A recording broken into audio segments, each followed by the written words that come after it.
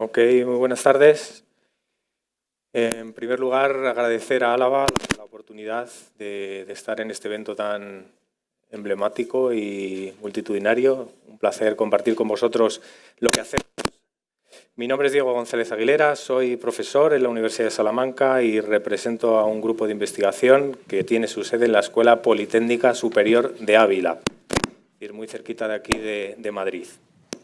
Bien, lo que hoy he venido a contaros... Bien, os decía, he venido a hablaros de los gemelos digitales, de las digitalizaciones inteligentes. Es una línea de investigación que venimos empujando en la Escuela Politécnica Superior de Ávila con el grupo de investigación que represento. Muy brevemente, para que todo el mundo pueda verlo, estamos hablando de un grupo de investigación numeroso, en torno a 70 investigadores e investigadoras que representan todas y cada una de las ingenierías que os podéis imaginar, desde las más extrañas a las más novedosas y, por supuesto, gente de disciplinas básicas, matemáticas, físicas y demás. Somos expertos en algo que hoy aquí pues, nos reúne a todos, ¿no? La industria geoespacial, todas las tecnologías que van desde el satélite hasta nuestros pies, pasando por los drones. En todo este ámbito somos expertos y venimos desarrollando, como veremos ahora, diferentes soluciones. La mayor parte de ellas son soluciones software, aunque también hacemos soluciones hardware en forma de patentes como tiene el grupo. Y a día de hoy pues, son ya 300 empresas, entidades, las que han confiado en el grupo de investigación para poder realizar sus necesidades y poder dar pie a lo que hacemos. Bien, ¿qué nos hace diferentes? Esta transparencia siempre me gusta ponerla. Nos hace diferentes que, pese a ser un grupo de universidad, hablamos un lenguaje muy cercano a la empresa. De hecho, en el año 2014 fundamos una spin-off, que es la que nos permite acelerar aquellas cuestiones que en el grupo tienen un estado o una capacidad de mercado más potente y que el grupo no tiene capacidad para acelerarlas. Para eso está la spin-off. Esa spin-off, como veremos a lo largo de la presentación, se llama Hitos 3D, Image to Smart 3D, de las imágenes a los modelos 3D inteligentes, y será también buena parte de lo que vamos a mostrar, parte de esa spin-off. A pesar de esa spin-off, a pesar de hablar ese lenguaje más cercano a las empresas, lo que nos hace diferentes es esa capacidad de desarrollar software y herramientas para el cliente, esa capacidad de desarrollar esas patentes, esos dispositivos que a veces el cliente nos demanda. Bien, en esta transparencia aparecen una serie de geotecnologías, de tecnologías geoespaciales. También me gusta reseñar la posibilidad de los drones. Los drones es, sin duda, una de las herramientas que el grupo hace suyas. Y para que lo sepáis, dirigimos una de las revistas internacionales más potentes a nivel de drones. ¿De acuerdo? Es una revista que está a disposición, es abierta y se llama Drones, para que si en un momento dado lo queréis echar un vistazo. Y otra de las cuestiones que nos hace diferentes del resto de grupos de investigación es esos productos tangibles, productos que tienen ya una salida en el mercado y que gracias en este caso a la spin-off, a Hitos 3D, nos está permitiendo acelerarlos, nos está permitiendo dar servicio en diferentes sectores, desde el sector de la automoción para resolver accidentes de tráfico, el sector de la industria 4.0 con la auditoría de uniones soldadas, o, por qué no, herramientas vinculadas a la energía, como puede ser la industria fotovoltaica, la industria también de la geotermia, donde nos están permitiendo dar soluciones. Y por último, y no menos importante, también la hidrología. Si el grupo también tiene algo, es la capacidad de aportar valor en un problema que ahora estamos sufriendo, que es la carencia de agua, y para ello utilizamos soluciones como ya son bautizadas como Revela Duero e Hidromap, que están permitiendo a las confederaciones hidrográficas tomar decisiones y resolver problemas. Bien, me voy a centrar ya en lo que va a ser la ponencia, que es ¿qué es un gemelo digital? Muchas veces este concepto lleva a confusión. El entender el gemelo digital como una digitalización per se es un concepto erróneo. No solo es una digitalización, por muy espectacular e inteligente que esta digitalización sea, sino que es algo más, ¿no? Es la unión de dos pilares fundamentales que es la geometría, el esqueleto. Si hablamos en términos de salud, imaginemos un avatar, una réplica digital, eso es el gemelo digital, y esa réplica digital tiene una parte que sería el esqueleto, que sería el tejido muscular, esa es la parte física, pero tiene otra mucho más importante y que a veces es olvidada, que es la parte cognitiva, es la parte dinámica, es la capacidad de pensar. Y eso nos lo va a dar la inteligencia artificial, nos lo va a dar la monitorización de variables y de parámetros, que si volvemos a hacer la símil con el paciente, serían esos parámetros biométricos, esos test que le hacemos al paciente en forma de analítica de sangre, en forma de muestra de orina o como queramos denominarlo. Bien, pues con ese paralelismo, el gemelo digital se hace una realidad, se hace útil y es capaz de darnos, y esto es importante, no solo capacidades preventivas, sino también capacidades predictivas, la posibilidad de analizar a través del tiempo cualquier problema, por muy complejo que este problema sea. Pero como siempre es ineludible no solo digitalizar, por mucha digitalización, insisto, inteligente que hagamos, sino también incorporar a esta digitalización los datos, la información, porque sin esos datos vamos a ser incapaces, ¿no?, de hacer esa tarea de monitorización, hacer esa tarea de análisis predictivo e inteligente. Bien, lo que estáis viendo en pantalla son el primer paso de esos dos pilares. Recordar que tiene el gemelo digital. El gemelo digital tiene dos pilares. El primero es la geometría, es el esqueleto. Aquí estamos viendo lo que llamamos digitalizaciones inteligentes. ¿Qué es una digitalización inteligente? Es pues la capacidad de reconstruir, de hacer una ingeniería inversa, de alguna manera modelizar tridimensionalmente un edificio o cualquier objeto, por muy complejo que éste sea, pero al mismo tiempo dotarle de algo que es ineludible para avanzar en esa inteligencia. Es la semántica, el poder categorizar con esos pseudocolores elementos del edificio que son fundamentales, sin duda, es clave en la digitalización llamada inteligente. Lo vamos a hacer de la mano de técnicas de inteligencia artificial que nos van a permitir categorizar semánticamente cada una de estas categorías, cada una de estas entidades. Lo que estamos viendo aquí es el resultado de aplicar digitalizaciones con dispositivos dinámicos, con dispositivos muy potentes láser, que a lo largo de todo lo que va a durar este evento seguramente tendréis la oportunidad de ver y tocar, pero con la posibilidad añadida de unir a esa digitalización la posibilidad de categorizar semánticamente. Y esto vuelve a ser otro ejemplo de esa digitalización inteligente. Es embarcar en un dron, en este caso terrestre, no aéreo, un sensor LIDAR, un sensor de cartografiado dinámico, que va a ser capaz de digitalizar un escenario donde el dron aporta un valor añadido, y es que el ser humano no puede transitar en una subestación eléctrica como la que estáis viendo por peligro, ¿no?, a electrocución, no puede transitar por debajo de los transformadores, sobre todo si esa subestación, como era el caso, estaba en funcionamiento. Aquí el reto no solo era embarcar un sensor LIDAR en un dron y digitalizar la subestación, que también, sino categorizar semánticamente todos y cada uno de los elementos que componían esa subestación. Volvemos a esa aplicación de técnicas de inteligencia artificial, volvemos a esa necesidad de categorizar semánticamente los elementos. ¿Y por qué necesitamos categorizar semánticamente los elementos? Porque si queremos seguir avanzando en ese pilar de la geometría, del avatar, de su estructura esqueleto muscular o como queramos denominarla, necesitamos obligatoriamente que generar lo que se denomina un modelo CAD o un modelo BIM. Y ese modelo BIM requiere, como paso previo, de esta semántica, ¿de acuerdo? Bien, bueno, pues esto se ha hecho en escenarios como veis ahí, la subestación eléctrica, y en escenarios también complejos, correspondientes a infraestructura ferroviaria.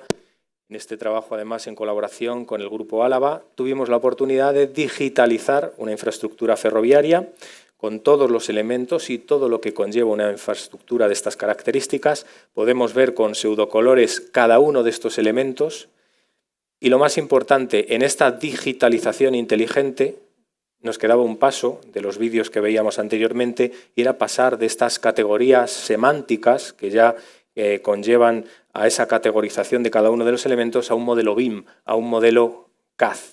y esto es el resultado de esa categorización semántica y posterior conversión a ese modelo BIM, a ese modelo CAD. Podéis ver con todo lujo de detalles elementos de cada una de las señalizaciones que componen esa infraestructura ferroviaria.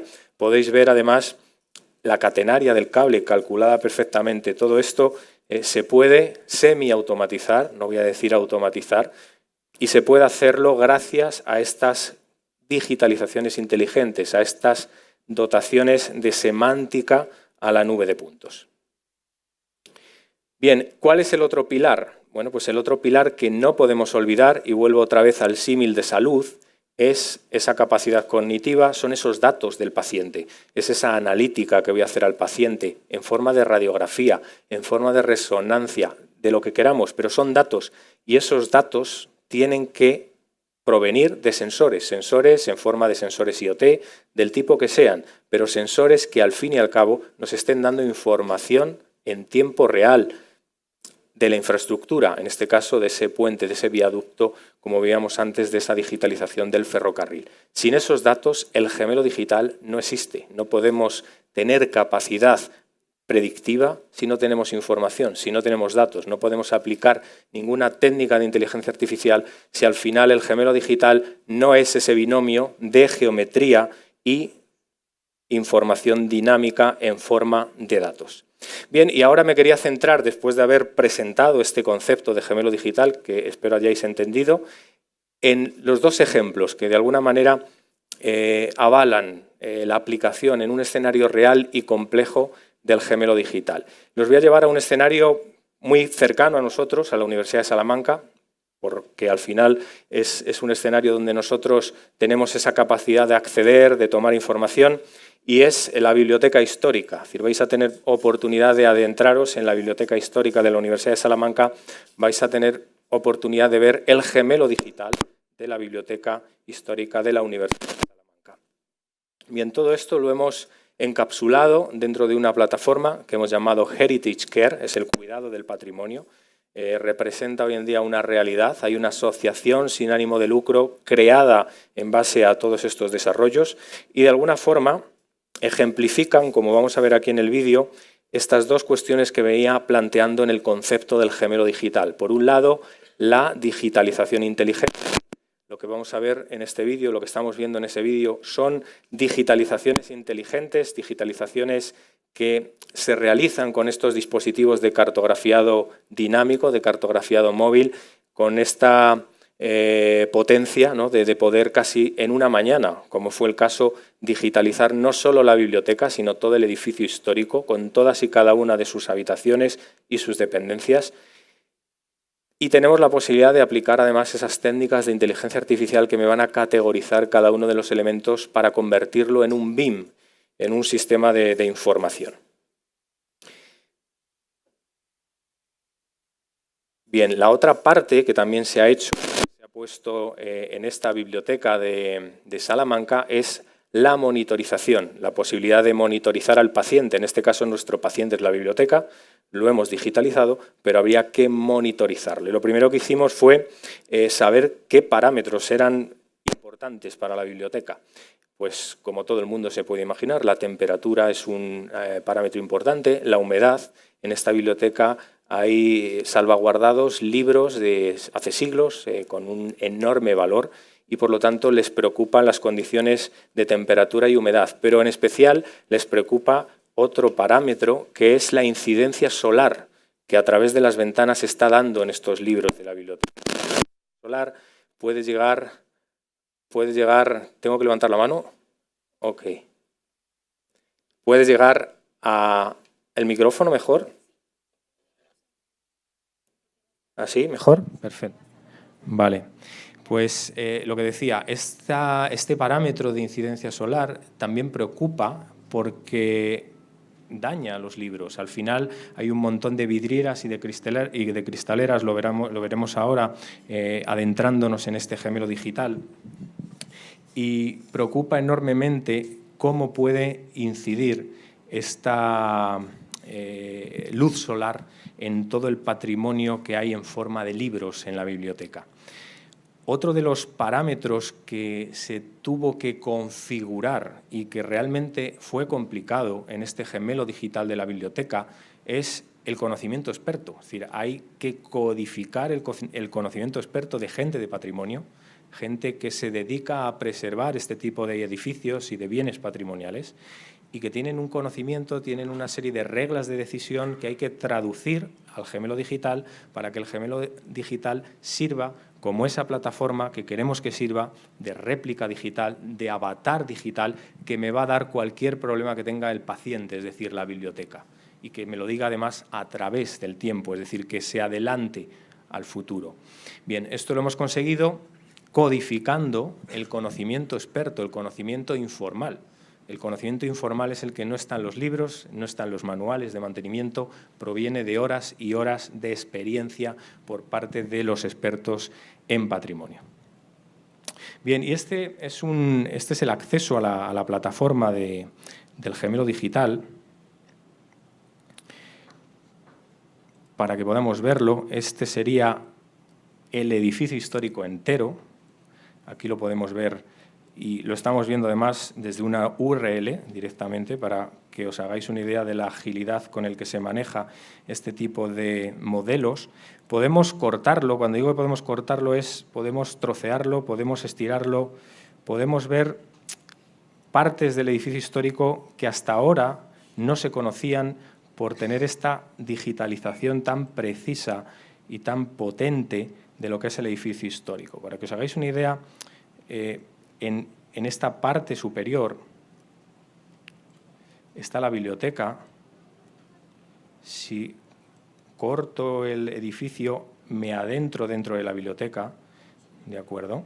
Podemos ver hipótesis que no se habían despejado, que estaban encima de la mesa, como es que la fachada principal, donde está la famosa rana, que cuando uno visita la fachada pues siempre le cuesta identificar, se construyó para apear a la biblioteca porque estaba teniendo un desplome y esa fachada fue la que más impacto hoy en día tiene y donde los turistas se agolpan para hacerse fotos, fue creada precisamente para evitar un desplome de la biblioteca que está aquí, es decir, que podemos cortarla, ¿no?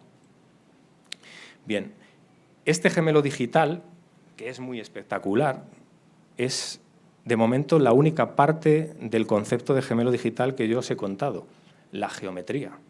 Pero tenemos que ser capaces de tener esos datos, tenemos que ser capaces de ver cómo está ese paciente y cómo está esa biblioteca.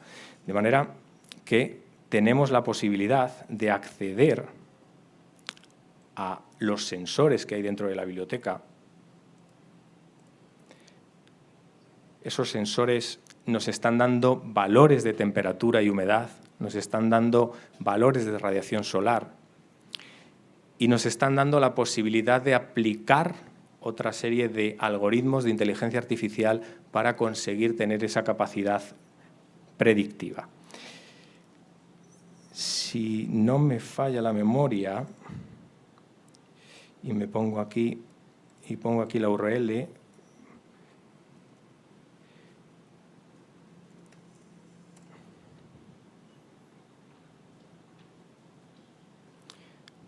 tenemos posibilidad, estoy en tiempo real, perdonad por el directo,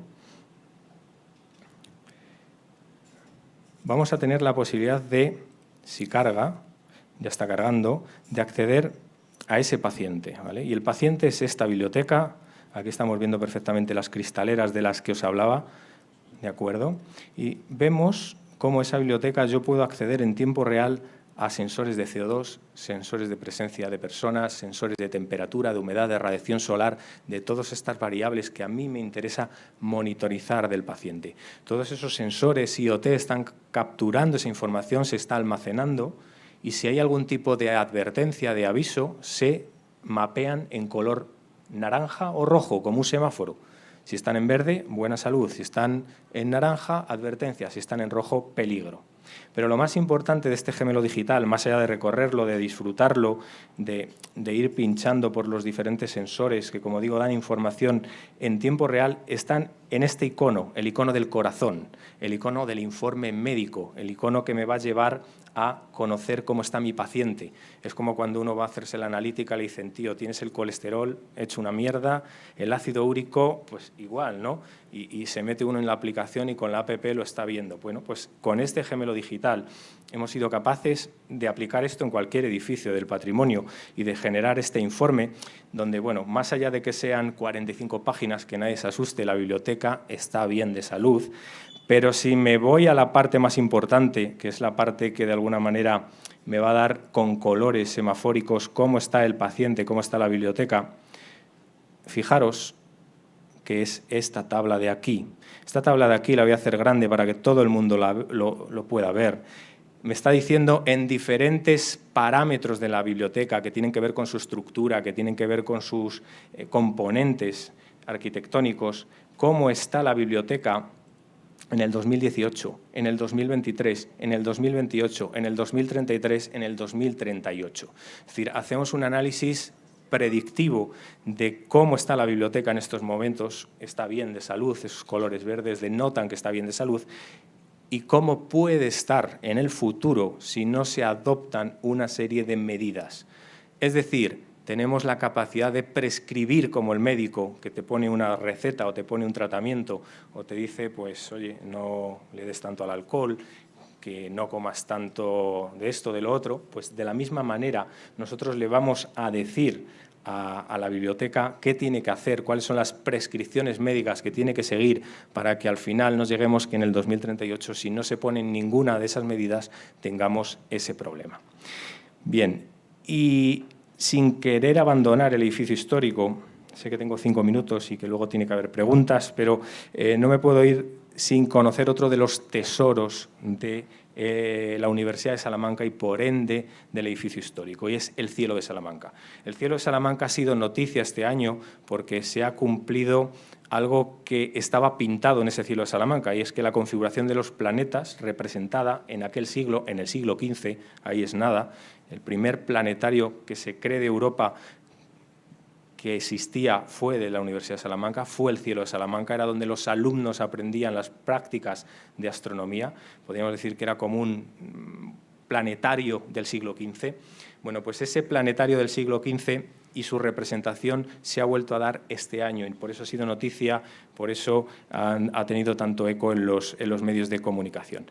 Bien, pues también ha sido objeto de análisis, pero con esto lo que quiero demostrar es que ese cielo de Salamanca, el original, si habéis tenido la oportunidad de visitarlo, está en una zona, voy a cargar el modelo para tratar de ubicarlo,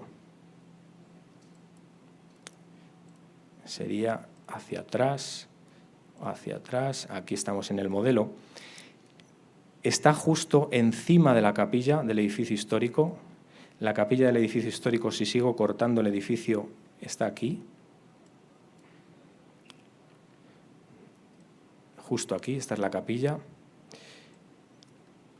Y encima de esta capilla, en el bajo cubierta, aquí, justo aquí, está el cielo de Salamanca. Es esa semibóveda. Solo hay un tercio a día de hoy, es decir, 2 tercios se perdieron en la antigua reforma de lo que era la capilla, y entonces se perdió 2 tercios de la representación planetaria que en el siglo XV se conocía. Ese tercio que quedaba se ha llevado hoy al patio de escuelas menores. El estado actual, para que os hagáis una idea, de original del cielo de Salamanca está así, es decir, deplorable, es decir, apenas se puede ver ninguna representación.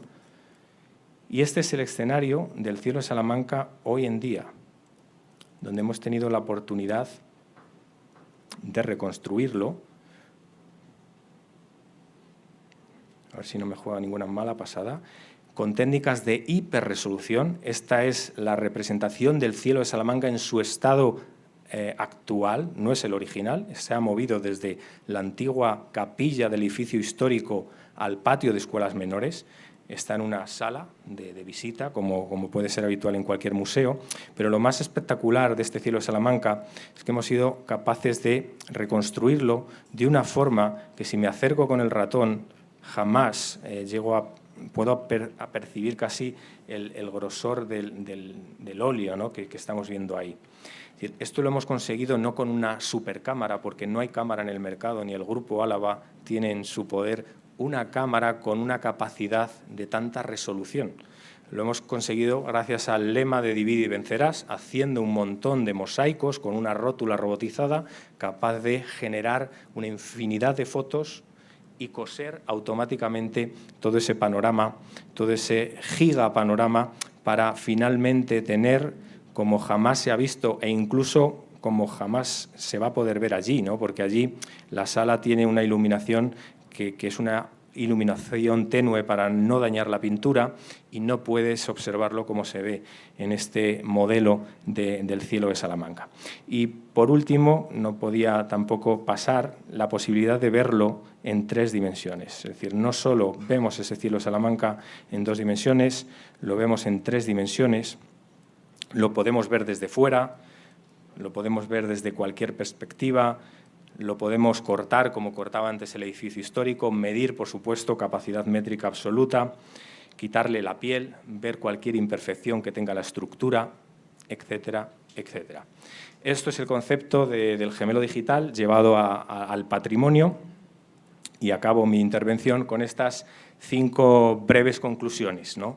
Los gemelos digitales, pues a la vista está las posibilidades que ofrecen, sobre todo en patrimonio, como hemos visto de la mano de estos 2 casos de estudio.